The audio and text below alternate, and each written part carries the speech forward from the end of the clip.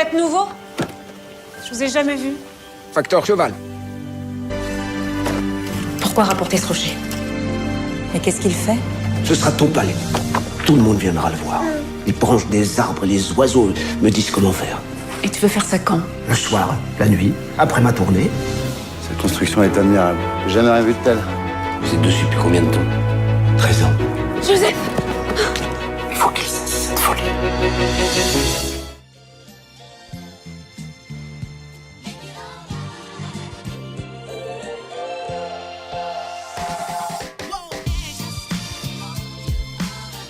Moi, je le rencontre dans ma boîte à lettres, quand le scénario arrive. L'imaginaire que j'avais là-dessus était assez flou. Je mettais rien de très concret là-dessus. Je n'avais pas vu d'image du palais idéal. J'ai eu envie d'y aller seul. J'ai dormi dans la maison que le facteur cheval a construit quand il avait 60 ans et qui est là à côté du palais et qui reçoit maintenant des résidences d'artistes. C'est très anecdotique, mais c'est pas grave. Parce que ça l'est pas pour moi, en fait. Parce que quand j'ai reçu évidemment ce scénario, je me suis dit évidemment il n'y a pas à réfléchir. Je sais pas si je me suis pas dit c'est pour moi, mais je me suis dit tout de suite j'ai envie. Et puis les étapes ont été successives.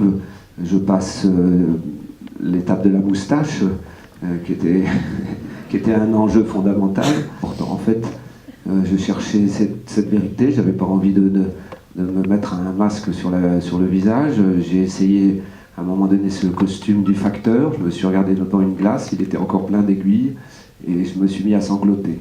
Et c'était pas à cause des aiguilles. C'était, je ne sais toujours pas pourquoi, ce costume du facteur m'a fait prendre conscience, s'il en était nécessaire, que ma place était d'être dans ce costume. Donc ça a été une émotion très forte. Et quand l'émotion elle surgit de cette façon, on se dit bah je suis au bon endroit au bon moment. Voilà. J'ai vu ce palais au soleil levant avant que les touristes viennent le visiter. Et puis ensuite j'ai rencontré Pierre Constant qui a restauré le palais pendant une trentaine d'années, puisqu'il faut savoir que ce palais il a été déclaré première œuvre d'art naïf en 69, alors que cette œuvre avait été terminée par le facteur en 14. Donc il avait eu le temps de se détériorer. Et rencontrer Pierre Constant, c'était un événement important, parce qu'il s'est complètement, je ne vais pas dire identifié au facteur, mais il a travaillé en posant des questions au facteur, si ce qu'il était en train de restaurer, ça lui convenait. Il était habité par ce personnage. Voilà. Ensuite, je me suis mis aussi à travailler avec la truelle, à travailler avec le matériau, évidemment. Et puis il y a tout un travail qu'un acteur fait sans faire. C'est-à-dire que ça incube. Je prends souvent la comparaison avec le bois qui travaille, qui joue comme un acteur, et c'est juste le temps qui fait l'affaire. Ça incube, ça se dépose, je sais pas, tous les verbes possibles pour dire que ça travaille de l'intérieur, et jusqu'à maintenant, en fait. Parce que ce personnage, il continue de me travailler de l'intérieur. Je ne sais pas si je réponds à votre question. Après, les sources, elles sont quelques cartes postales, elles sont des livres, très peu de traces, un cahier qu'il a écrit sur comment il a construit le palais avec les matériaux, les nombres de sacs de chaux, etc. Mais ça ne me donnait pas de grandes indications pour jouer le rôle. Bah, vous voyez, en fait, c'est ça ma source. Le silence.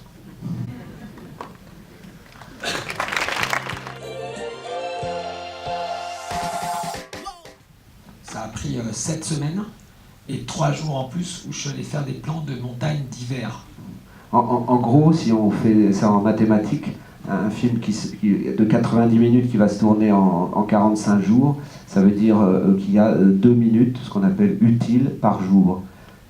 Toute une journée de tournage, ça va donner en moyenne 2 minutes qui seront dans le film. En gros, voilà, pour donner une idée. Une question d'abord, pourquoi vous avez choisi Jacques Gamblin finalement pour ce rôle? Parce que c'est un des meilleurs acteurs en France. Et puis Jacques, il a une capacité à faire passer plein de phrases juste dans le regard. Donc comme j'avais envie d'un film pas bavard, j'avais besoin d'un acteur qui fasse passer une émotion et une image juste par le regard. Et ça, il est ultra fort là-dessus, ultra fort. Parce que vous l'avez déjà eu dans de toutes nos forces, hein, c'est ça. Et moi aussi, est-ce que vous êtes inspiré d'autres biopics pour faire celui-ci ou finalement c'est vraiment quelque chose d'assez original? Non, j'en ai vu d'autres, mais Facteur Cheval, il est tellement particulier. C'est pas un peintre, c'est pas quelqu'un de. C'est un self-made man. Alors oui, j'ai vu des films, évidemment. J'ai vu Van Gogh de Piala, qui est un film magnifique. Le dernier Rodin, il y a des choses quand même très intéressantes dedans. Camille Claudel est un film formidable. Le Camille Claudel récent avec Juliette Binoche, il y a des choses formidables dedans. Mais là, on est sur une psychologie et un art qui est quand même très à part, quoi.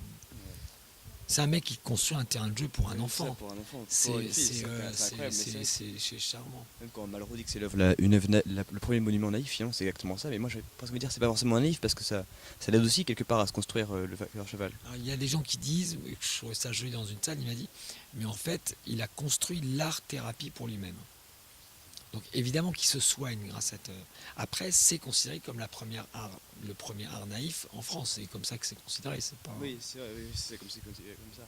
Non, et puis est-ce que par rapport à la perception du Facteur Cheval, en faisant le film, ça a évolué aussi pour vous? Est-ce que le fait de voir Gamblin jouer ce rôle-là, est-ce que vous avez un petit peu évolué par rapport au Facteur Cheval? Vous avez vraiment une idée précise de qui il était au début? Ou c'est avec le jeu de Gamblin aussi que vous êtes adapté quelque part?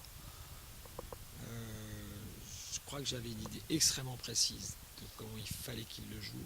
J'ai toujours été surpris par la capacité qu'il a à garder du mystère sans entamer l'affection qu'il génère chez le spectateur. Et ça, c'est vrai qu'il est splendide là-dessus. En tout cas, c'était très émouvant. En tout cas, merci beaucoup. Merci beaucoup.